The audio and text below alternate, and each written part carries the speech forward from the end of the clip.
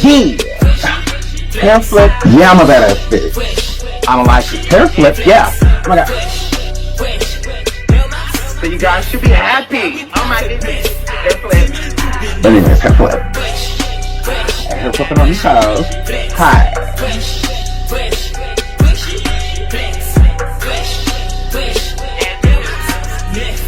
Hello everyone, and welcome back to your boy, the SeanDavieWay Show. Make sure you hit that like and subscribe on the way in.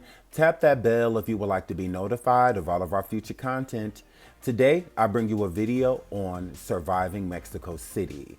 We did a surviving Cabo, and we mentioned this story, but we couldn't get into it because it didn't happen in Cabo. It actually happened in Mexico City, where 3 Americans went to visit and in the process ended up passing away due to carbon monoxide poisoning while joining the celebration of the Day of the Dead. So without holding you any further, let's jump right into surviving Mexico City. Teachers and business owner who passed away of carbon monoxide poisoning at Mexico City Airbnb brought light to those around them, families say. Families of 3 Americans who passed away from carbon monoxide poisoning in a rented residence in Mexico City. Ahead of the Day of the Dead, celebrations identified them as 2 New Orleans teachers and an owner of a Virginia Beach-based candle business. Jordan Marshall, 28, a 12th grade English teacher, was curious and loved different cultures, his mom told CNN on Wednesday, while his friend Cortez Hall, 33, was a 7th grade social studies teacher in the city. According to his sister, he loved to sing and dance and was the jokester of the family. Candace Florence, 28, meanwhile, had a pure heart and mind and spurned negativity, her mother said. The 3 friends were staying at an apartment they'd found on Airbnb in the Mexican capital's La Rosita neighborhood. The Mexico City Attorney General's office launched an investigation October 30th looking into the death of the 3 foreigners, derived from possible poisoning by gas inhalation. Expert studies indicate the gas was carbon monoxide, and the Attorney General's statement said, detecting an intense smell of gas in the apartment, security guards at a residential complex requested support from local authorities, the statement said. And the agents who arrived found the bodies of a woman and 2 men. Paramedics determined they were passed away at the scene, the report said. The Attorney General's office has ordered investigations. The U.S. State Department confirmed the passings, saying it was monitoring the investigation and awaiting official findings. It referred questions about the investigation to Mexican authorities. Quote from the Mexico City Attorney General's office: "We continue to provide all appropriate consular assistance to the family," the department said in a statement. "Out of respect for the privacy of the families, we have nothing further to add at this time.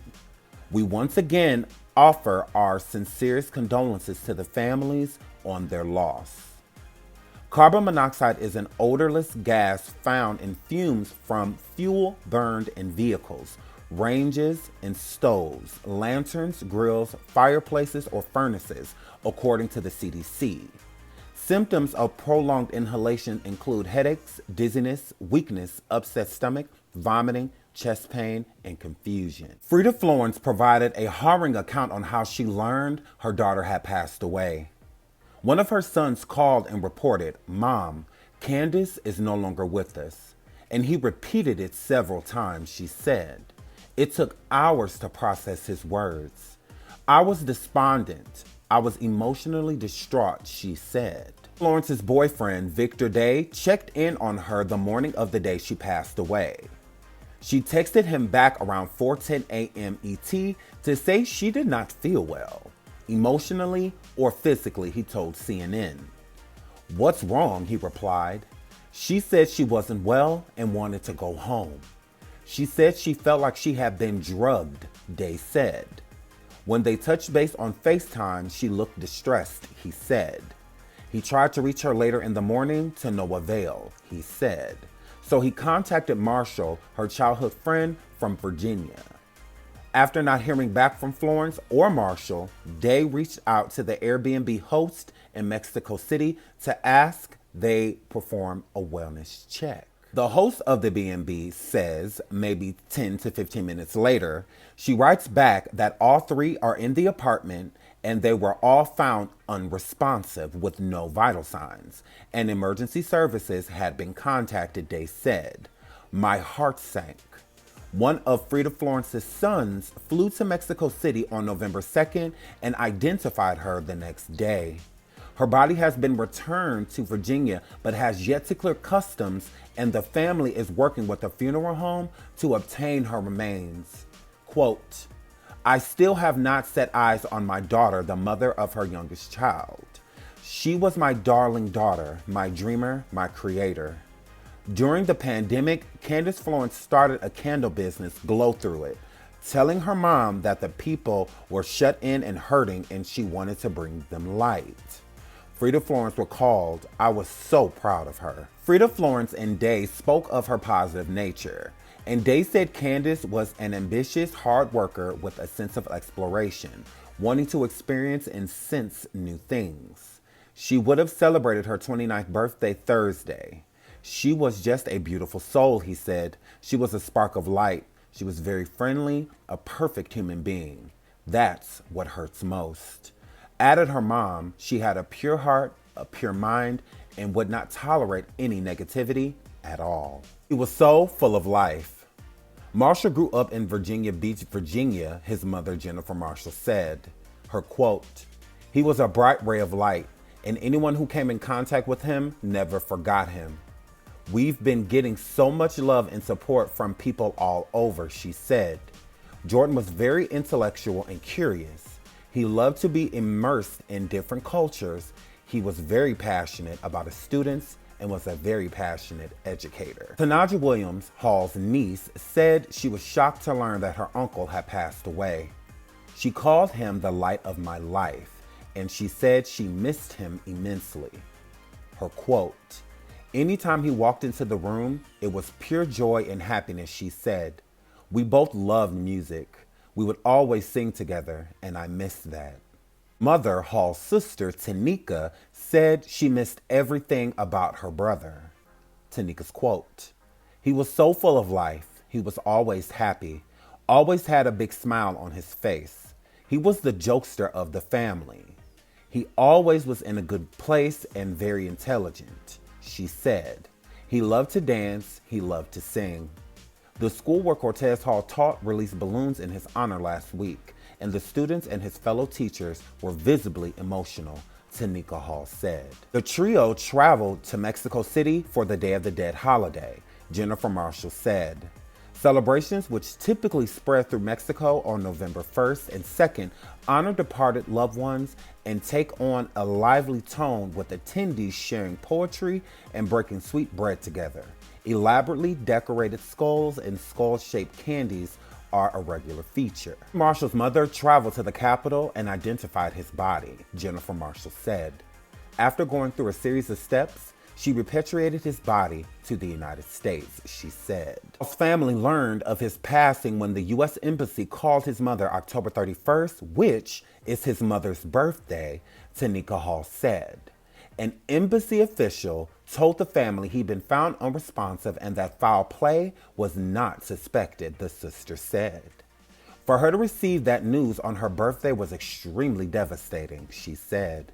The Hall family is working to bring his body home and has set up a GoFundMe campaign to help with funeral expenses, Tanika Hall said. Going to take a quick side note to break down some of the information we have found out about the Mexico City Three, which is what I call them, the Mexico City Three. Three friends, Jordan, Candace, and Cortez, decide to go down to Mexico City for some fun and celebration with other cultures. Now, the Day of the Dead is what they were going to celebrate, which happens every year when the Latino community gets together and celebrate loved ones that are no longer here. And they do a lot of decorative things. Skulls and whatnot is a big part of the festival. All three people loving to be in different places and in different cultures and celebrating something that is different from their own natural heritage. They decided to do this together. Upon that happening, the second day of them being there, they passed away. Three friends found an apartment on Airbnb and decided to rent it out, their time being there celebrating the Day of the Dead, and they ended up passing away in that same set Airbnb apartment that they rented out. This story does have a lot in common with Shanquella Robinson, if you ask me, and I'm going to tell you why. The Mexico City Attorney General office stated that with the Mexico City 3, that they passed away basically of natural causes, or more so of gas inhalation. There was no foul play. They stated the same thing, the Attorney General office there in Mexico, about Shanquella Robinson. They stated that there was no foul play. She allegedly passed away from alcohol poisoning, and we all came to find out that wasn't true. So again, with this situation with the Mexico City 3, is this the same case? That maybe there was some foul play? The police report of the Mexico City 3, it stated that after detecting an intense smell of gas in the apartment, security guards at a residential complex requested support from local authorities, the statement said. Now, I'm confused by that, and here is why. From the information I gathered, that is a lie that these security guards went over there because of an intense smell of gas in the apartment. That is a total lie. They only went there because Victor Day, which was Candace's boyfriend, had a wellness check done after calling the host of the Airbnb. So the host of the Airbnb had the security guards come from the residential complex to check on the Airbnb renters, which Candace would have been one of those people. Another reason I feel that is a lie is because when Victor spoke to the Airbnb host, he never stated why he wanted the welfare check done. Besides, he could not get in contact with his girlfriend after having an alarming phone call from her. So again, there was no mention of gas or anything like that. So the police report should have stated that the reason a welfare check was being done was because of one of the renters in the B&B's family, friend, boyfriend, whatever you want to call it, called and had them conduct a welfare check, not being able to get in contact with any party involved. Instead, in the police report, it says, after detecting an intense smell of gas in the apartment, security guards at a residential complex requested support from local authorities. That is not the reason of the call. That is not the reason they found this alleged intense smell of gas in the first place. And another reason that draws an issue is because there was no call from anybody else. Look how big this complex is that they were staying in. Why would they be affected by this gas but no one else? At least the people on the same floor as them, or someone next door or across the hall. There was no mention of any gas or intense smell besides the security guards stating it out of their own mouth. It's more speculation to have one raise their eyebrow. Now, I understand carbon monoxide, especially if it's leaking anywhere to where you are living, can cause nausea and confusion, among a bunch of other things. But other things can cause those same symptoms.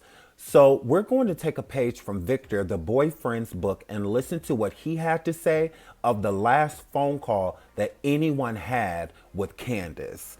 Let's get into that. According to an El Paso newspaper report, Florence sent text messages to her boyfriend in the early morning of October 30th and told him she felt drugged. The newspaper spoke with Victor Day, who said that his girlfriend told him about 3 a.m. on October 30th that she felt extremely tired and had vomited. She told me she felt drugged before she went back to the apartment, Day told El Paso. Quick side note, so while they were out partying for the Day of the Dead, before she came back to the Airbnb, this is what Candace said to her boyfriend, Victor Day. Saw on his girlfriend's Instagram stories that she, Marshall, and Hall had been drinking wine on an outdoor terrace in the capital. Criminals in Mexico City are known to slip drugs into people's drinks in order to facilitate subsequent crimes, including essay and the intent to commit. However, there was no indication that the three Americans were victims of any crime while out on the night of October 29th, or that the two men felt unwell after leaving the bar. In the messages sent today, Florence said she felt like she had taken ecstasy, as the drug MDMA is commonly known. Where's Jordan? Are you home or are you still out? Day inquired. I just got here. I'm literally in pain and pacing around the apartment. I'm shaking, Florence responded. The couple subsequently spoke on a video call, and Day said he heard his girlfriend vomiting and retching. She is visibly suffering, he told Al Paz. Quick side note, so she's just coming, Candace is just coming back into the home. I don't feel that the carbon monoxide would have affected her immediately. It would have took some time, maybe been at home for 10, 15 minutes or at least 30 minutes, something in that realm. Then I could see her walking around, pacing, literally in pain and shaking. But she stated that when she first got there, because he asked her, are you home or are you still out? She spoke and responded and said, I just got here. So her just walking into the door means that she was already feeling those things before she walked into the apartment, meaning that whatever that feeling was coming from was something prior. With them being in the Airbnb, if the carbon monoxide was truly affecting them like that, then they wouldn't have wanted to leave if you are feeling sick and whatnot. That's the reason I feel that she went home, is because she wasn't feeling well. So of course, if you're out and about at a celebration and you don't feel well, you go back to where you're residing, whether it's your actual home, a hotel, Airbnb. You go to where you can lay down, to where you can feel comfortable. If the carbon monoxide was truly affecting them, I feel like it would have been an all-day thing, meaning that they probably wouldn't have wanted to go out. And then again, if the carbon monoxide leak had started, they didn't pass until the 30th. Why didn't it happen sooner? If they came on the 29th and there was a carbon monoxide leak that was that strong, why did they not pass away on the 29th? Why did it happen on the 30th? No one else passed away on that day in that building where they stayed in this Airbnb. On the 30th of October, these were the only 3 people that had passed away: Jordan, Cortez, and Candace. And then you have Shanquella Robinson, who passes away the same day in an Airbnb. The Mexico City 3 all passed away in an Airbnb. It seems as if Shanquella's story has been covered up by the Cabo Villa Airbnb, and it seems the same way here with the Mexico City 3, that their passing has been covered up by allegedly an Airbnb. Now you can say that that's just a coincidence, they don't align, that doesn't make sense, but I'm one that's definitely gonna have my eyebrow raised and scratching my head. Let me know what you think in the comments. This is just part 1. There's a lot more to come from this story. I love you all. I hope you enjoyed. Justice for Shanquella Robinson and justice for the Mexico 3. We are just getting started. Fresh,